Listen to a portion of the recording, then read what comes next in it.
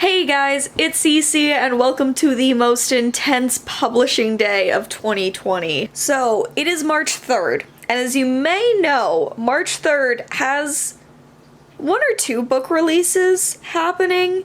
It has every book release happening. It has every book release happening. And so I am here with you today with a rather impromptu vlog because I am going to spend 24 hours trying to read as many March 3rd releases as I can. I feel this is the only reasonable way to try to catch up on reading.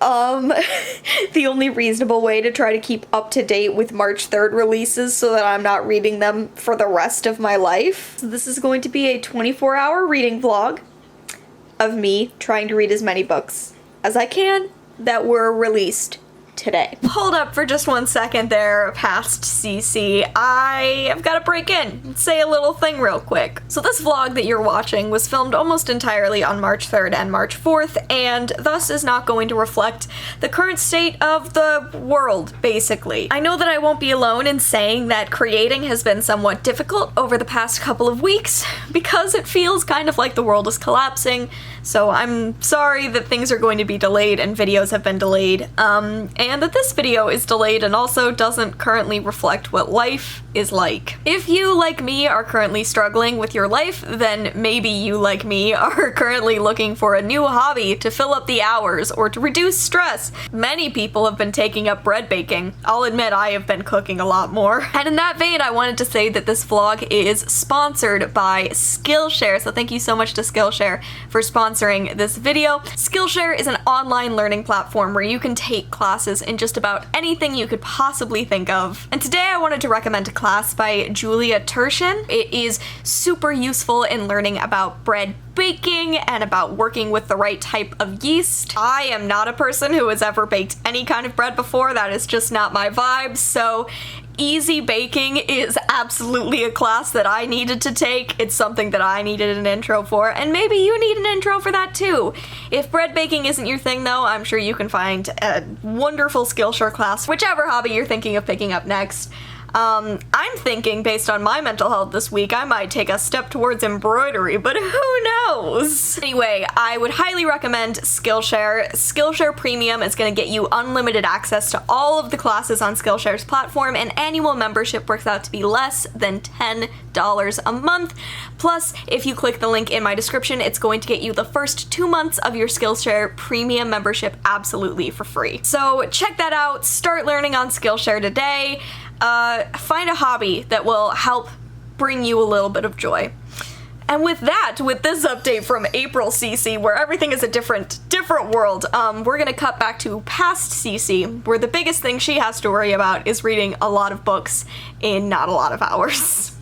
So, back to past CC. So, let me give you the inside scoop on the access I have to certain March 3rd releases. Currently, I have 3 of them. I have Wicked As You Wish by Chupeco, I have Witches of Ash and Ruin by E. Latimer, and This Town Sleeps by Dennis E. Staples. These are the 3 I currently have access to. There should be there should be 2 pre-orders available for me in the office, I believe. So I just have to go pick up those packages, and supposedly an additional package is supposed to be here from Simon & Schuster. So those books that I'm talking about are going to be This Fire Never Goes Out by Noelle Stevenson. I pre-ordered that. Postcolonial love poem. Shit, what is the name of that author? Postcolonial love poem by Natalie Diaz. That is supposed to be here. And then the book from Simon & Schuster is going to be When We Were Magic. When We Were Magic by Sarah Gailey is supposed to be arriving here from Simon & Schuster. So that should be 1, 2, 3, 4, 5, 6. 6 March 3rd releases that I will have access to today. I did pre-order one other 2020 March 3rd release, but it still doesn't even have a delivery date. So I guess I'm not getting The Glass Hotel by Emily St. John Mandel, which I'm very upset about because, like, that's one of my most hyped releases of the year. Oh, It's because the Glass Hotel's release date got changed to March 24th. I'm a fucking idiot. Whoopsie. Okay, so I was never going to get the Glass Hotel on time. Cool. So I'm awake now. I'm going to do things a little differently for a 24-hour readathon, or like a 24-hour reading challenge, in that I'm gonna start the clock when I start reading. So it has already been March 3rd for a few hours at this point, but I didn't want to start at midnight and then sleep for a bunch of hours and lose a bunch of time. That was just gonna annoy me, so I'm gonna start the clock at whatever time I start reading and do 24 hours from there. Sound good? Okay. I've been trying to decide which one I want to start first. Obviously, I want to start one that I already have, and then I'll grab the other ones later. I'm feeling like I want to maybe start with Witches of Ash and Ruin. Because this is, like, contemporary fantasy, so I think that this will be the fastest one to get through. Although I think Wicked As You Wish might also be contemporary fantasy. I just know that I don't want to get started right away on This Town Sleeps, because that's going to be kind of a downer literary fiction book, and if I want to stay awake, like, first thing after waking up, I'm going to have to choose something a little lighter than that. So I think I'm going to go with Witches of Ash and Ruin. This is one of my most anticipated queer releases, as are these other two books I have sitting here. This is about a girl named Dana, who is struggling to cope with the symptoms of her somatic OCD and recently being outed as bisexual in her conservative Irish town. And basically she just wants to ascend and become a full witch. It is a plan that becomes complicated when a different coven of witches show up with a history of black magic and a witch is killed. So I'm very excited about this one. I love queer witchy books, especially queer witchy books set in Ireland. Like, Moira Fowley-Doyle has been holding it down, and I'm really hoping that I can add a new author and a new book to that collection. So I'm going to go make some coffee, and I'm going to start reading this. And I hope you enjoy this impromptu reading vlog where I try to get through all of the releases. No, I am not reading the two biggest releases of March 3rd, and it's because I love myself. I am not reading the new Cassandra Clare book, I am not reading the new Sarah J Maas book, and I never intended to read either, so that's not what this is. This is about all of the other books releasing on March 3rd. Hi, we are like 2.5 hours into this 24-hour situation, so I thought I would give you an update. I'm about 100 pages into Witches of Ash and Ruin. I took a break for a bit to shower, in case you can't tell. The only issue that I'm having with this is that it's very hard to focus on it, and I think it's because it's taking me longer to read than expected. Like, usually a contemporary fantasy is going to be fairly quick to get through, but it's taking me a lot longer to get through individual pages. I'm not really sure why. One part of it might be that this has a lot of different perspectives, and I wasn't expecting that. I thought that this was all going to be from Dana's point of view, but there are, let's see, Minor, Kara, Samuel, I think so far 5 perspectives, and there might be more to go.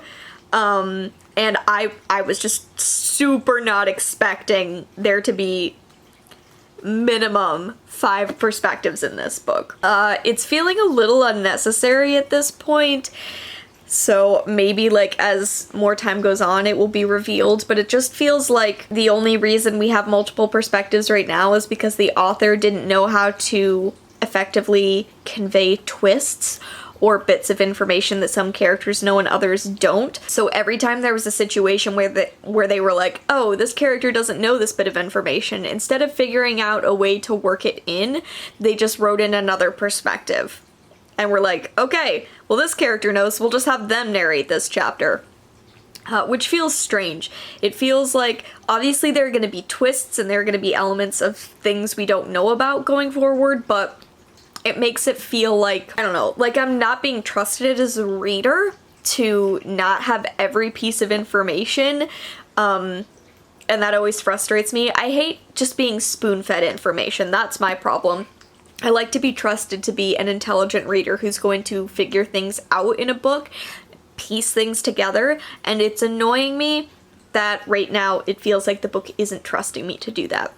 It just feels very tell over show. Everyone explains in their narration chapters exactly how they're feeling using like specific words like, you know, her frustration died and was replaced by unease.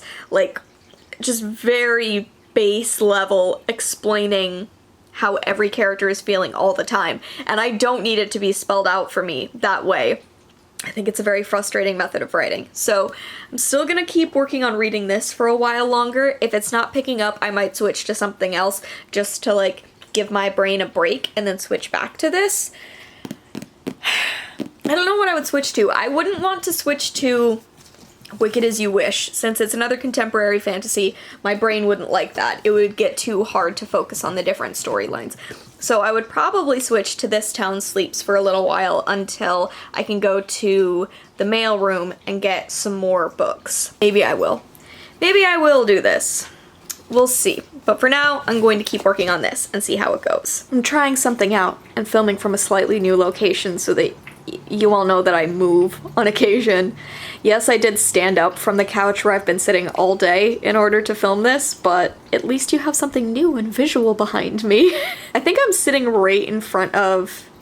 Can you see if I move my head? No, I have it blocked off. We just got some new shelves that we're currently trying to figure out where they're supposed to go. So, see back there behind our lamp? That is a new bookshelf that is stacked on top of this old bookshelf. And there's a dresser in the hallway, there's some stacked shelves in the kitchen, and there's another stack of shelves in my car. So organization methods are on the way. I'll admit I've been a little distracted from reading for the past couple of hours. It's been another couple of hours, by the way. So we're about 4 hours and 45 minutes into this 24-hour situation. But I've been really distracted because Super Tuesday is today, so I keep trying to keep an eye on votes and keep an eye on projections, which is very stressful. And it's also counting down to Emerald City Comic Con. If you don't know what Emerald City Comic Con is, it is the Comic Con that is held in Seattle, and it is supposed to happen next week, as of filming this, as of March 3rd. And you may also know that coronavirus, this strain of the coronavirus, is currently kicking Washington State's ass. Today has been a day of a lot of people dropping out of Emerald City Comic Con, and I do have passes for 2 days of Emerald City Comic Con. So I've been keeping an eye on that, keeping an eye on what the plan is for that situation. I bought the tickets before I think it was as extreme a concern as it is now, so I've been distracted.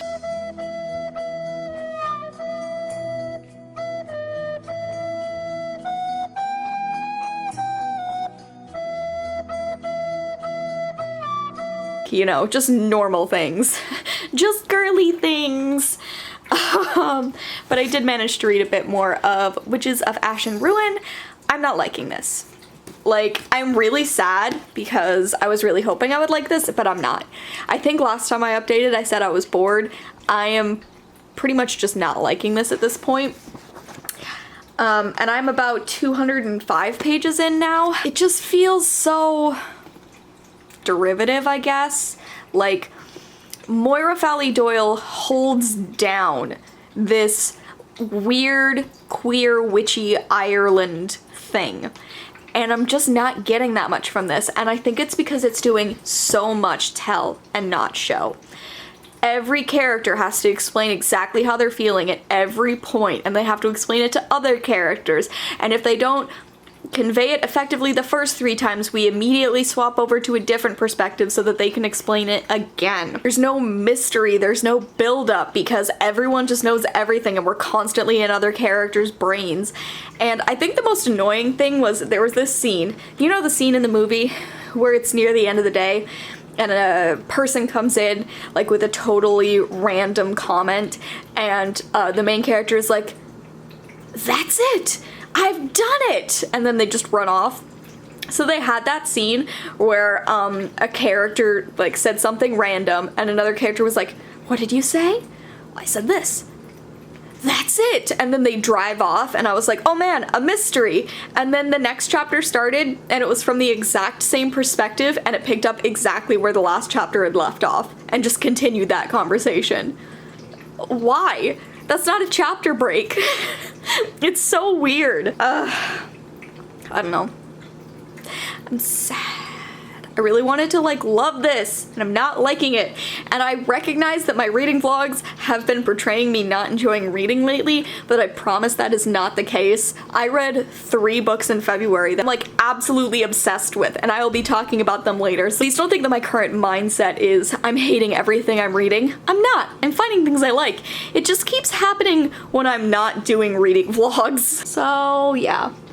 Also, I was talking about this on Twitter. I don't want to say on Twitter what this book was because the author follows me and that will be awkward, but this just did the most obnoxious Supernatural reference, and I'm so annoyed because it was specific enough that if I had been a normie who didn't dedicate my entire fucking life to Supernatural, I probably just would have breezed right past it and been like, that was weird, but no, I know in my heart that it was a Supernatural reference, and there's no way for it to not be a Supernatural reference, and I'm angry about it because I'm really worried that more than it being a Supernatural reference, it's like a sign of things to come.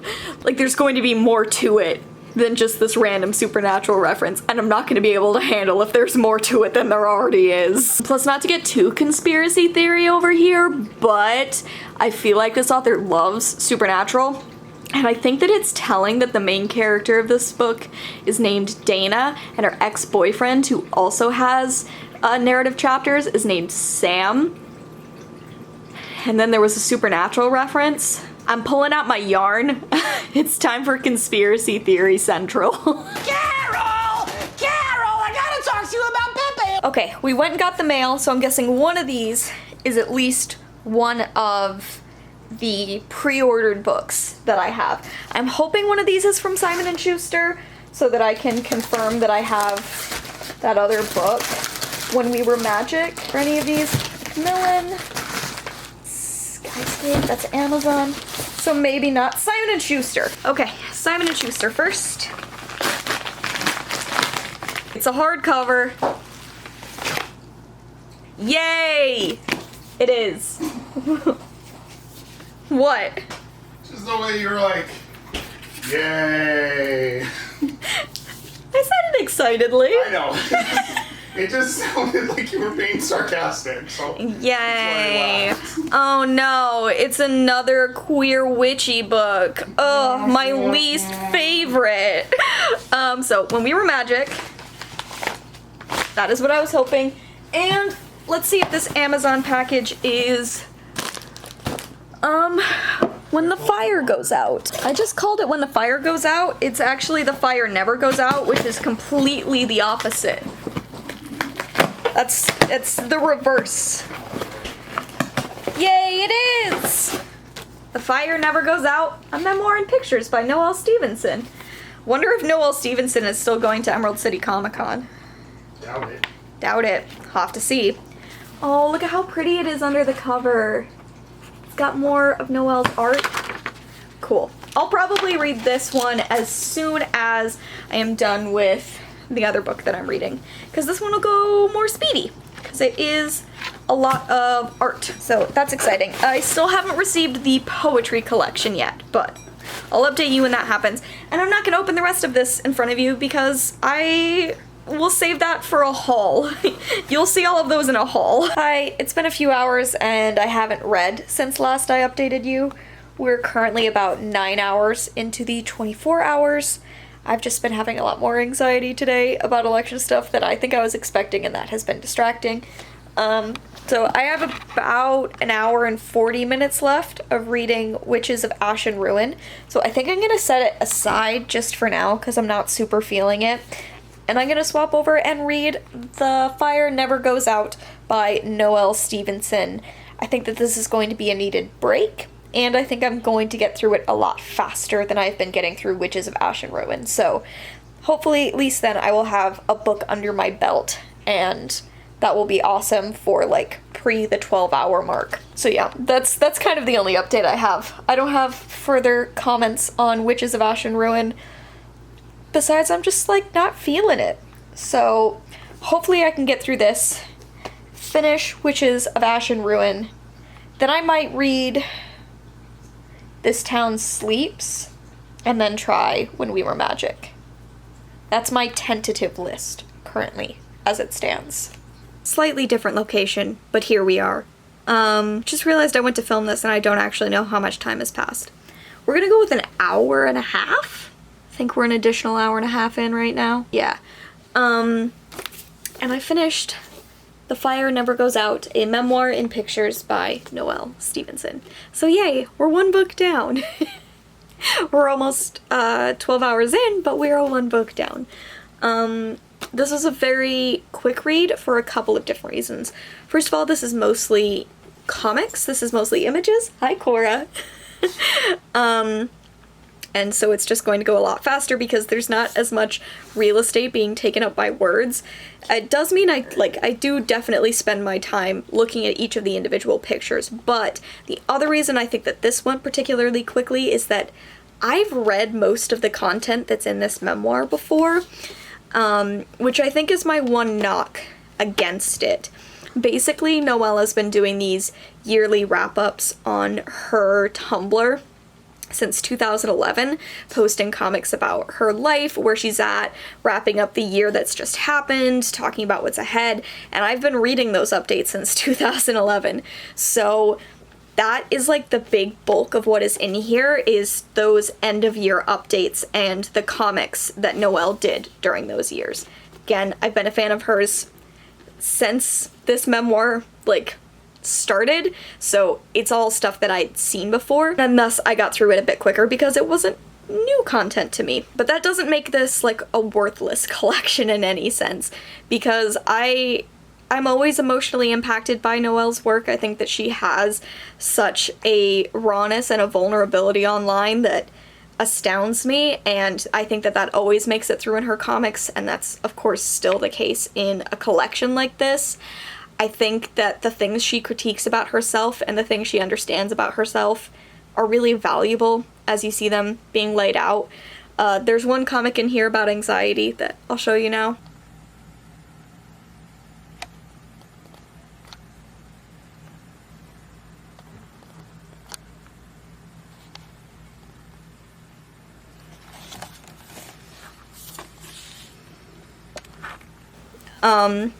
And reading that today, when I've been this anxious, was like, yeah, that's a mood. That is what it's like. And I think, ultimately the point for Noelle is that maybe the fire that's in each of us, it's different for each person, but it never goes away. For her, it's that, burn to create, the burn to exist and be making things, and to never look back.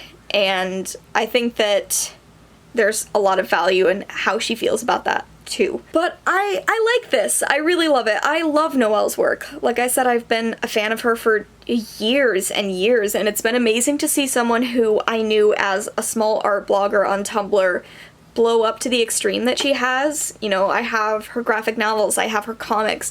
I used to go and see her when she did local independent comic shows, and now she's the showrunner of a Netflix series, and supposedly Lumberjanes is also working on an adaptation, and Nimona is working on an adaptation, and Noelle is this person who has become so much more a household name at this point that I find it really valuable to look back. There's a nostalgia in looking back at the Noelle that I was first introduced to, doing silly Lord of the Rings fan art.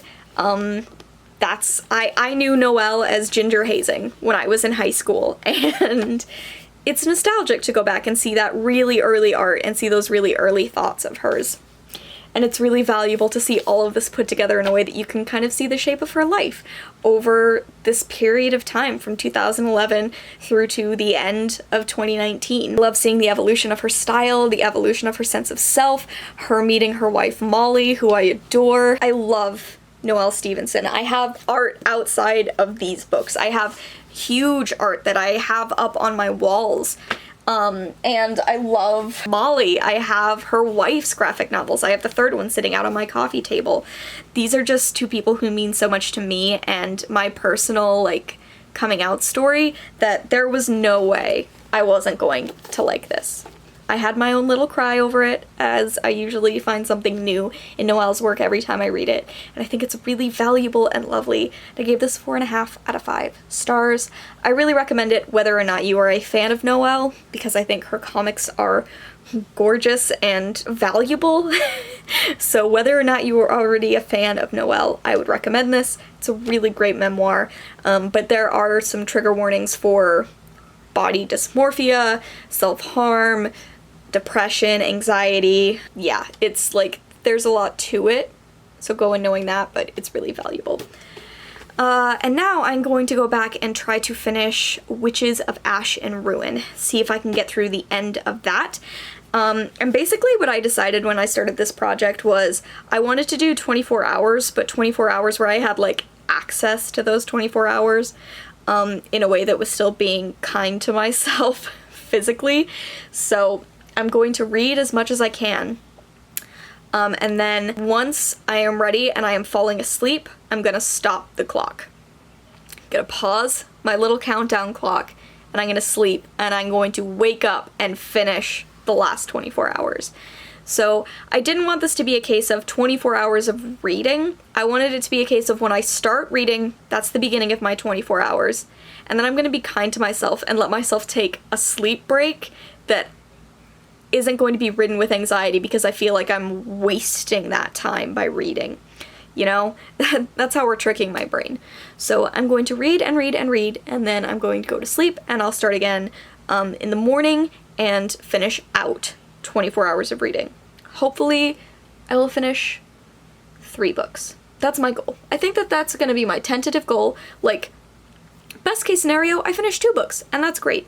I'd like to make a stretch goal and say that I will finish 3 books. So I'll let you know in a couple of hours how I'm doing. Okay, so we are about 13 hours into this. Can you even see that? 13. Focus! 13 hours. Oh my god. 12 hours, 45 minutes from when I started the clock. And I finished Witches of Ash and Ruin. You've all been watching this vlog up to this point, so it probably won't surprise you to say that I didn't like this. I thought it was badly written, and I assumed it was a standalone, and I was not alone in this. I checked all the other Goodreads reviews, and everyone was like, we all thought this was a standalone. It's definitely not a standalone, and if it is, it's not written effectively as a standalone. There isn't a completed story here, so I would guess there's going to be more, which I won't be reading. The biggest complaint about this is that it had way too many points of view. Way too many. There was definitely at least one that could have been dropped entirely, and one that could have been severely cut down and possibly cut entirely as well. There was no build because no one ever kept any secrets. Everything was revealed up front, and so any reveals were pointless. And the characters were bad. There was other bad stuff too, but there's a good summary of things I didn't like about this. I think the rep was solid enough as far as sexuality goes. I don't know how solid the rep was when it came to mental health. Like, there was a big push on making the right decisions for you, but also seeking help, seeking medication if that's going to be a thing that's helpful for you, understanding your partner's mental illness and working through that. So that was good, but a huge part of this book on the back is that the main character has OCD, and I don't think that that was really shown. At many points at all. It only kind of came up when there had to be a conflict about it. So I don't know how solid that was. I'm gonna tentatively give this 2 stars out of 5. Maybe it's a 1.5 star. I don't know. Depends on how angry I get over time. But sad times. Did not like it. So I think what I'm gonna try to read next is This Town Sleeps by Dennis E. Staples. This is a pretty teeny tiny book. It's literary fiction. It is about an indigenous man living on a reservation, on an Ojibwa reservation, and he enters into a clandestine relationship with a white man. That's what I know. Based on the things that I've known about the books that I've read so far in this vlog, maybe I'll start reading this and this will suddenly have 18 perspectives. I don't know. But we're gonna jump in and find out. And I'm gonna read a little bit of this and then go to sleep. Probably. Because it's late. It's very late. Good morning, my lovelies. How are you all doing? I took a much needed rest. I slept a lot. My brain still kind of hurts. If I'm being honest, my brain is still a little bit in pain from reading yesterday. But that doesn't matter because today I have like 9 hours to try to finish some more books. The good news is Postcolonial Love Poem arrived by Natalie Diaz. So I'll have this to read today. This is going to be a quick one because it is poetry. And I have This Town Sleeps by Dennis E. Staples, which I read a little bit of before I went to sleep at like the other end of this vlog. Where the hell am I? Did I put this dust jacket on upside down? I did. I did. So I'm about that far through. Just take off this dust jacket then. What an embarrassment. Okay. So working my way through this one. I'm liking it so far. I think it's interesting. I'm curious to see like what this story is going to do, how it's going to unfold next. Apparently it's not going to take me that long to read either. This is supposed to take me about an hour and 50 minutes to complete reading. I would bet on about an hour, maybe a little under an hour for Postcolonial Love Poem. And then I might even have time to fit another YA book in, which would be absolutely wild. Like, that would be 5 books in 24 hours. At least, like, my method of counting 24 hours. Brian at one point suggested this thing of doing, like, reading for a real 24 hours, which I guess I would redefine as reading for my 24 hours. And that would be just how long it takes me to read 24 hours. Because Bookly counts how much time it takes me to read everything, I could just, like, keep working on counting up how long I read. Because yesterday I read for 5 hours and 43 minutes total. So it would be interesting to like see maybe in a future vlog if I could spend a week and really spend 24 hours vlogging. I don't know. Maybe that'll be a future vlog, but for this one I decided to stick to my thing of counting up however much time I spend from when I start reading to when I go to sleep, sleeping, and then starting up and finishing off the 24 hours. I don't know. We'll see. We'll see if this works. So yeah, I am sitting here. I am sleepy, but I am waking up because I've just had coffee. And I'm going to work in on This Town Sleeps, see how much I can read of that, and then I might break it up by reading Postcolonial Love Poem. I'll let you know. Welcome to the second half of this. I'm so tired. I can't wake up. I don't know what's wrong, but I'm exhausted. Oh, fuck. So it's been like 3 hours, and of that time I've spent about an hour reading, which means according to Bookly it's gonna take me like 45-ish minutes to finish reading This Town Sleeps, which is interesting. It's gone in a very different direction than I was expecting. I thought that this was just going to be about the main character, Marion, but it seems like we've transitioned now into like half of it being about Marion and his journey, and then half of it being about kind of a ghost story, not a ghost story, but the story of a murder that happened in Marion's past, and we're following different people from that time period. Sorry, I'm putting on shoes. I just realized that you don't know what I'm doing over here. So we're now following some other people as well, which I think is interesting. I'm liking it, but I also like can't stay awake because I'm so tired. So Brian just took the dog out for a walk. Cora's gonna prance around, and I'm going to go downstairs and meet him, and we're going to drive over to Starbucks. We're gonna bring Cora with us, get her a puppuccino, get us some caffeine, and maybe hopefully we'll film tonight for our second channel. We have a couple reviews to film. We're going to film a review of The Invisible Man. We're going to talk about The End of the Good Place, potentially, and we want to do a video about, like, the first half of Star Trek Picard. I'm going to go downstairs and get some caffeine now. So the puppuccino is, like, almost gone. So I thought it would be fun to see if she can get it out herself. Let's see. No, she immediately knocked it over. Hold on. What? I put your nose in. She does not. She does not want to put her nose in to there. go into there. So she's just licking the side. Yeah. Like consistently. Look how curved up her nose is. She's like, no. Yes! Oh, God. Oh, no. Oh, no.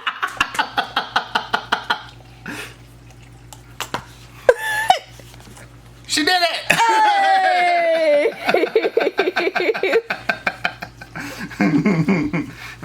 There's a tiny bit left.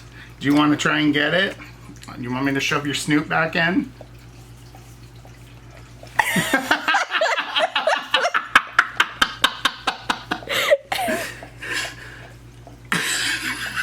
Oh no, okay. Did you get it? She did. It's Yay! all gone. Good So girl! Good girl! Hope that doesn't cause any congestion problems. No, it's just gonna cause her to be smelly. Yeah, she's gonna have bad farts. Oh, it's smelly pupper. Caffeine done. Feeling slightly more alive, maybe. Possibly. Not filming today. Filming tomorrow. I think that's the new plan. So I have, like I said in the last update, about 5 hours left. So I'm going to go sit in the living room and read for 5 hours. And I will let you know how that goes in a little bit. Yeah. Okay, so it has been a period of time, about 2 hours, 2.5 hours. And I finished reading This Town Sleeps by Dennis E. Staples. I think the last time I was talking about this, I was saying that I was surprised because this book had more perspectives than I was expecting it to. I thought it was just going to be about the main character, and then there were new people being introduced. Maybe I'll start reading this and this will suddenly have 18 perspectives. I don't know. I thought that maybe we were just going to be getting 1 or 2 other perspectives. There were more added. This is a 200-page book, and there were, let's see, at least 5, possibly 6 main characters, or like narrators,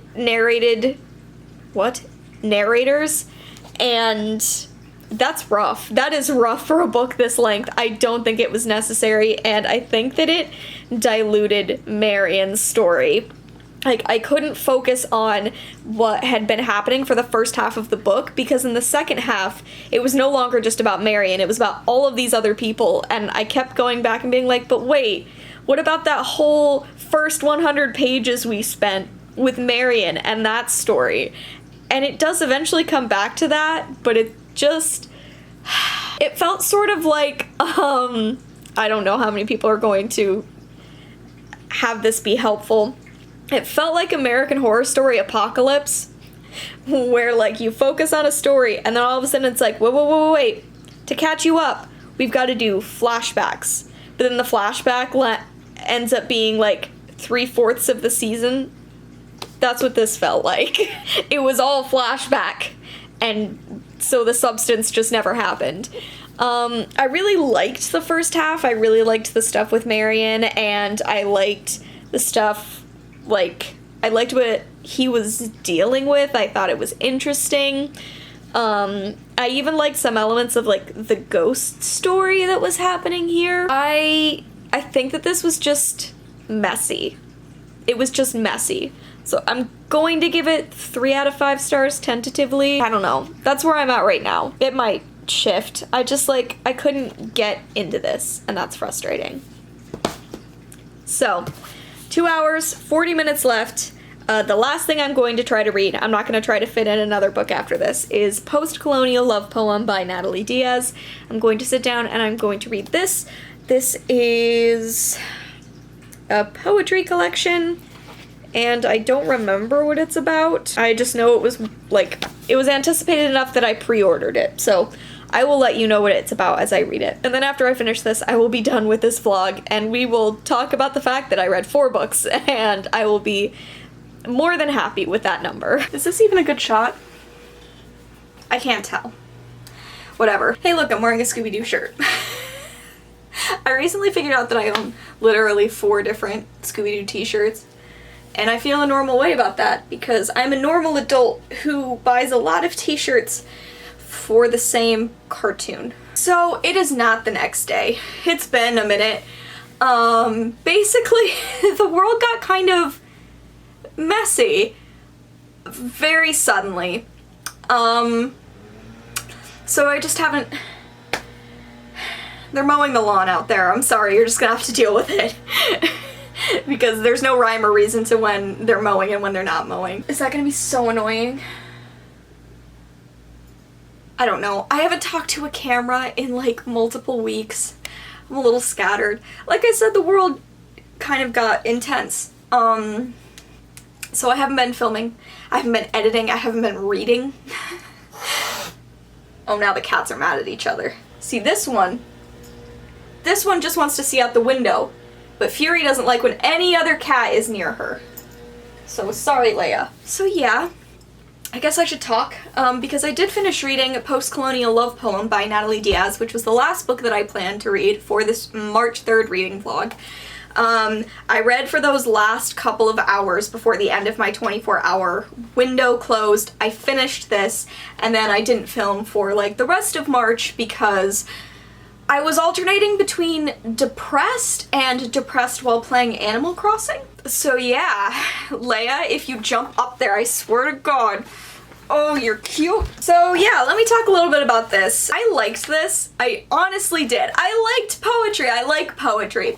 But it was so complex that I don't think I got the full story, the full picture of this collection.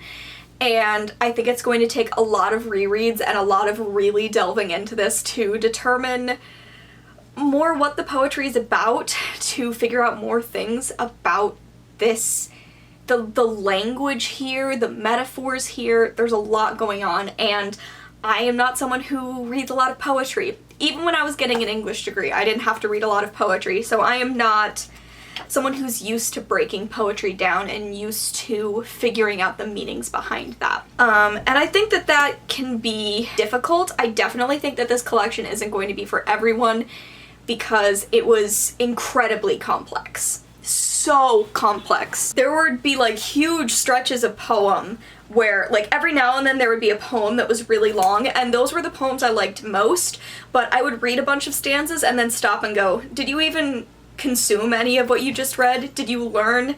Did you remember any of what you just read? And I just had to keep reading over and over again, and I still didn't fully get all of the different visual cues that were happening, all of the different language moments. There are so many words in here that I straight up just did not know, and even in context, I think sometimes I was so confused by the context that I was like, ooh, I can't figure this out by context cues because I am lost.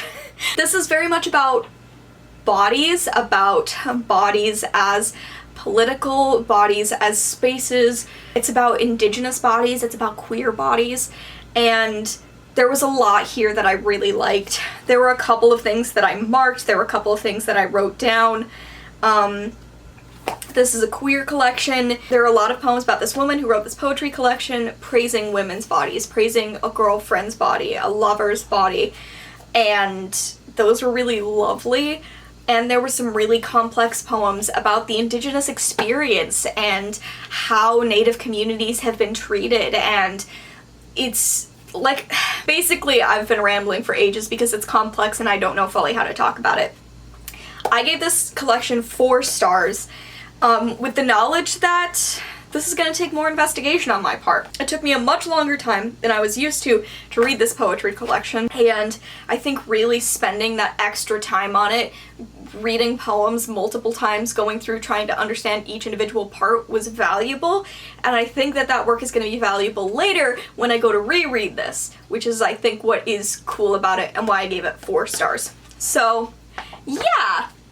I read 4 books during this March 3rd reading vlog. This March 3rd reading vlog that definitely isn't going up until April. I'm glad that I did. At the same time, I wonder how this vlog would have gone if the world wasn't crumbling. Because I think I would have read more, and I think that I would have been able to get back into this and edit it and upload it a lot faster. So hopefully there will be another time, maybe not until next year, but you know, another time that I can focus on one release day and try to read as many releases from that day as possible. So I like this idea, and it's something that I've seen Chelsea from Chelsea Dowling Reads do. She tends to read them like the week before the release date so that she can kind of recommend what you're going to purchase, and I really love that layout. But I love having the experience of reading it the day of release, because I kind of feel like I'm celebrating that book's first day out into the world.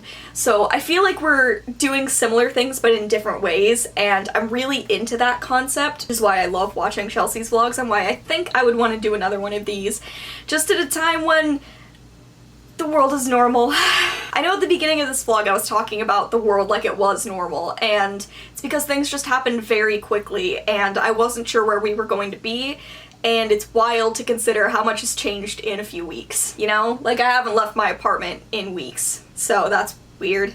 Hopefully I'll be getting back into this. Hopefully I'll be getting back into making content. I'm working really hard on getting back to a place of mental health energy. So please let me know if you liked this vlog, as messy as it was. Did you like this kind of reading vlog where I was really focusing on reading a bunch of books in one day? I think that this was a little different for me. I usually do reading vlogs if I'm dedicating a reading vlog to one book. It's something I've read before. So I don't usually do a lot of dedicated reading vlogs like this for one day. I don't know. Maybe I do. I don't remember my content. This is such a mess. Oh my god. So yeah, let me know if you liked content like this, and maybe I will do more content like this in the future. Here is Leia. She says hello. And she says goodbye. Thank you all so much for watching, and I will see you in another video very soon. Bye!